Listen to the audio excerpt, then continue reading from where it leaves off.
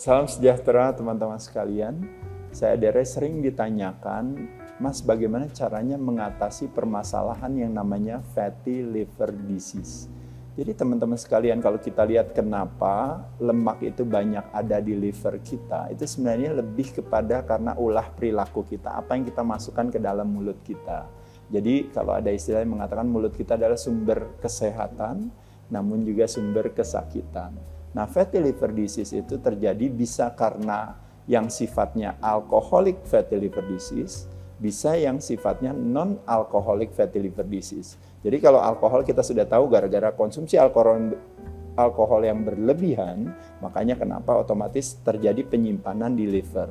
Nah, kebalikannya teman-teman sekalian, justru sekarang ini profil non-alcoholic fatty liver disease adalah yang lebih dominan ketika kontribusi terbesar semuanya datangnya dari gula, teman-teman sekalian, atau yang biasa dikenal dengan namanya fruktosa, yang masuk dalam kandungan yang ada di dalam gula pasir dan juga karbohidrat ya teman-teman ya, kebanyakan memang datang juga dari buah-buahan dan juga makanan-makanan kemasan teman-teman sekalian, serta tentunya gula-gula yang tersembunyi yang kita konsumsikan biasanya apakah dari makanan kemasan termasuk juga daripada minuman-minuman ya. Nah, jadi minuman yang berkalori ya. Nah, jadi oleh sebab itu teman-teman sekalian, apa yang bisa kita lakukan? Yang bisa kita lakukan sebenarnya adalah nomor satu, kalau kita kadang-kadang berbicara dia masuk dalam kategori yang disebut namanya visceral fats. Jadi fat yang ada di dalam organ tubuh kita.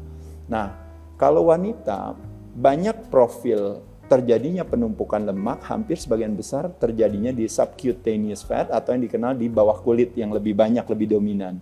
Tapi pria lebih banyak dominan justru malah di visceral fat, di organ. Nah, teman-teman kita lihat di sini, apa yang bisa kita lakukan dengan membuat satu investigasi perilaku kita. Kalau kita berbicara makronutrisi, ada karbohidrat, ada protein, ada lemak. Nah, di situ kita bisa lihat tanpa kita sadari konsumsi karbohidrat yang berlebihan yang kadang-kadang berkolaborasi dengan lemak. Tapi yang buruknya adalah ketika karbohidrat olahan berkolaborasi dengan lemak olahan. Itu yang paling buruk sekali ya kalau berbicara secara skenario. Nah, itu yang paling sering kita konsumsikan. Nah, beberapa jenis kalau kita berbicara makanan, kandungannya adalah fruktosa. Itu hanya bisa diproses oleh liver kita. Makanya kenapa terjadilah penumpukan di sana.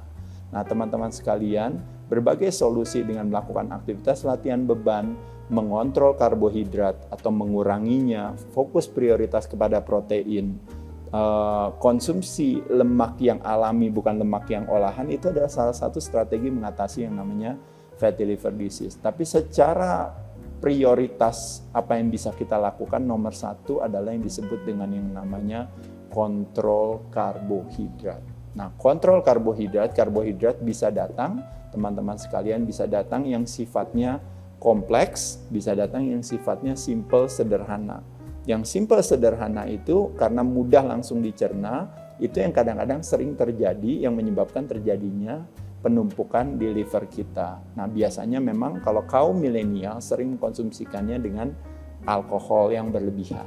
Atau biasanya juga kita paling sering kena adalah dari gula ya, atau yang dikenal yang namanya fruktosa. Nah, problem daripada atau tantangan daripada fruktosa adalah fruktosa ini adalah yang hanya bisa diproses oleh liver kita, tidak bisa diproses oleh si otot kita. Makanya kenapa kalau kita mengkonsumsikan fruktosa yang berlebihan, apakah dari buah, apakah dari gula pasir, maupun juga dari gula-gula tersembunyi lainnya, kalau kita langsung pakai untuk beraktivitas, terutama latihan beban adalah aktivitas yang membakar gula paling efektif dalam waktu yang paling singkat, itu terpakai. Tapi ketika kita tidak melakukan hal itu, makanya akhirnya disimpan di dalam tubuh kita. Nah, pada saat itulah makanya terjadilah penumpukan di liver. Oleh sebab itu teman-teman sekalian, kontrol karbohidrat satu, dan kedua melakukan aktivitas gerak yang aktif, yang tinggi.